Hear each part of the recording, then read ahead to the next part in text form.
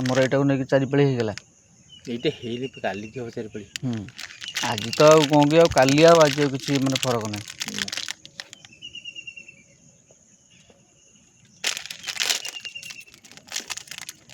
ଯାଇଥିଲ ପୁରୁଣା ଆଡ଼େ?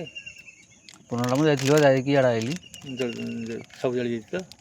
ହଁ ସବୁ ଜଳି ଯାଇଛି। ଡେରି କରିନି ଆଉ। ଆମର ଆଉ ଦବା କେତେ ପଇସା ଦବା ଆଉ? ତମେ 49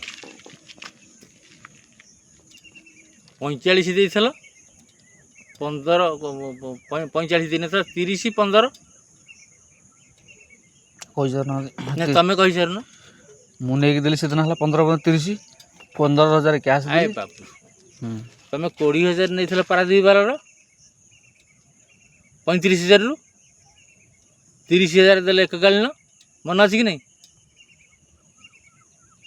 15 ଫୋନ ପେ କଲ କି ନାହିଁ? ମୁଁ ସେଦିନ ଦେଲି 30,000 ଟଙ୍କା ଆପଣଙ୍କୁ। ହଁ ଗଲା। ହଁ ଆଉ ଗୋଟେ ଦିନ ନେଇକି ଗଲି 15,000। ହଁ ସେଇଟା ଆପଣ ପେଡ଼ି ଭିତରେ ଯେଉଁ ଇଏ ଖାତା ଭିତରେ ରଖିଲେ। ହଁ କେତେ ହେଲା? 45 ହଁ ହେଲା। 336 336ରୁ ସେଇଟା କେତେ ମାଇନସ୍ ହେବ ସେଇଟା ମୁଁ ଜାଣିନି। ତମର 2 ମାଇନସ୍ 22 ମାଇନସ୍ ହେବ ମାନେ 2,200।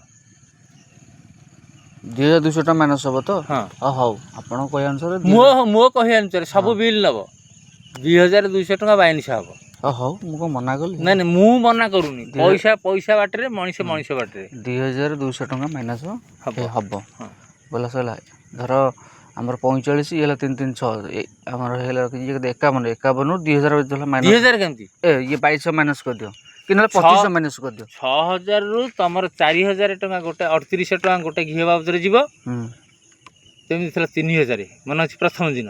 ତାପରେ ନେଇକି ଦେଲି 3। ଶୁଣୁନ ମୁଁ କହିସାରେ 3,000 ଦେଲ ଆଉ ରହିଲା 800 ବାକି। 3,000ରୁ 800 ଗଲେ କେତେ 2200 ରହିଲା।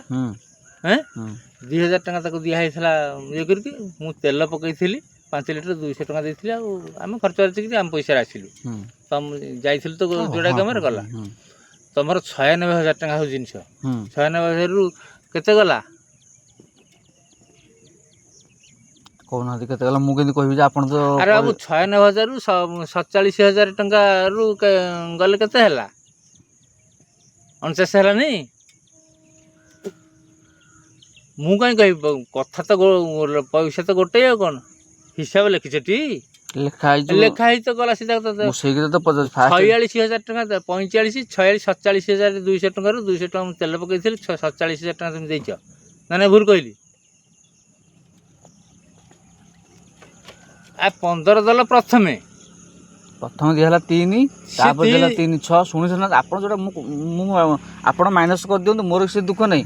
କିନ୍ତୁ ଆପଣ କହିଲେ 3,6 ହଁ 6 ତାପରେ ଗୋଟେ 15 ଦେଲେ ଆପଣ 21 21ରୁ 21 ଇଏ ହେଲା 30 21 30 51 51ରୁ 3800 ଟଙ୍କା ମାଇନସ୍ କରିବ। 51ରୁ 3800 ଟଙ୍କା ମାଇନସ୍ କରିଦିଅ। 51ରୁ 3800 ହେଲେ 51 50 49 ହେଲେ 48,800। ହଁ 48,800 ଟଙ୍କା।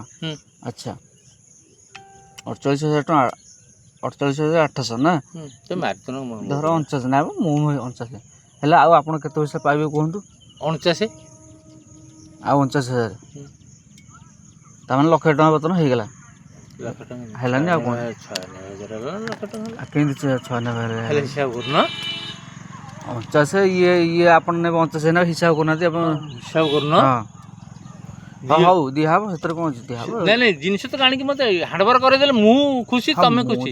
ମୁଁ ତ ଦେବି। ମୁଁ ତ ମମୁକୁ ମନା କରୁନି। ପଇସା ଆସିନି ବୋଲି କାଲି ହେଠି ଗୁରୁବାର ଦେଲାନି। କାଲି ଗୁରୁବାର ଥିଲା କି ଦବ ନା କ'ଣ? ଆଜି ସଂକ୍ରାନ୍ତି ପଡ଼ିଲା କି ଦବ ନା? ଆଜି ସଂକ୍ରାନ୍ତି ହେଠି ସେ ଦବନି। ସକାଳୁ ମୁଁ ଫୋନ୍ କରିଥିଲି। ନାଇଁ ସଂକ୍ରାନ୍ତି ଆଜି ବଡ଼ ଦିନ ହେଲା। କହିଲା ମୁଁ ନାହିଁ ପଇସା।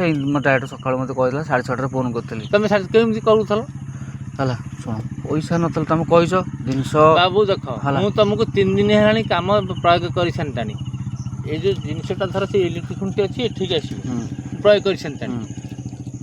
ମୁଁ ଦେଖୁଛି ଯେ ଆଙ୍କ ପାଖରେ ପଇସା ନାହିଁ। ପଇସା ମାଗିଛନ୍ତି ପରହସ୍ତ ଧନ ପୋଥିହସ୍ତ ବିଦ୍ୟା ଜାଣିଲ ଗଲା।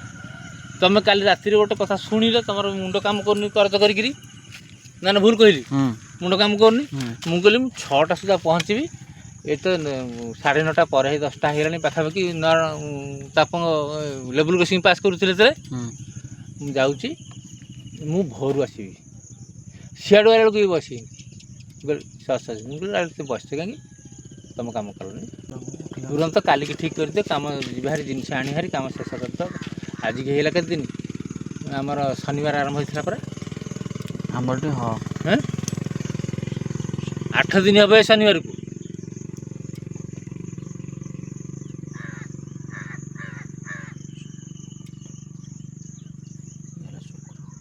ଆଜି ହେଲା ଶୁକ୍ରବାରଟି ହଁ ଆଜି ହେଲା 7 ଦିନ ହଁ ହେବ କାଲିକି ଶନିବାରକୁ 8 ଦିନ ହେବନି ହୁଁ। ଗଲା ଫୋନ୍ଟା ତୁମେ ମୋତେ କରୁଥିବ ମୁଁ ଶୁଣ ମୁଁ ଆସିବା ମାନେ ପୁଅ ଆସିବା ମାନେ ଯାଇକି ପହଞ୍ଚିବି